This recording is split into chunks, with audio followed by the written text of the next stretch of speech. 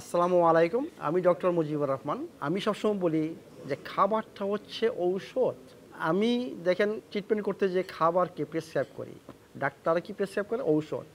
আর আমি খাবার প্রেসক্রাইব করি। আমি খাবার দিয়ে ট্রিটমেন্ট করি।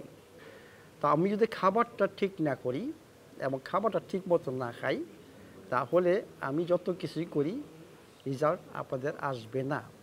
শুধু খাবারটা ভালো হলে চলবে না।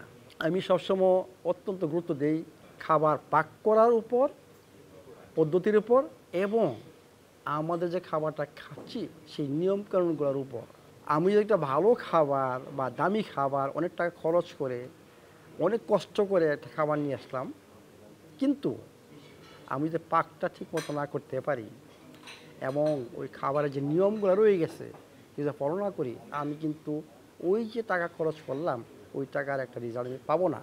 তো এই জন্য আমি বলি যে আপনারা যখন খাবেন আপনারা খাবারের নিয়মগুলো ফলো করবেন এবং যতটুকু মুখে খাবার বেশি রাখবেন, মানে যত চিবাইবেন বেশি, ততই আপনাদের ডাইজেশন ভালো হবে। দেখেন অনেকে খাবারটা মুখে নিয়েই মনে হচ্ছে গিলে ফেলতেছে।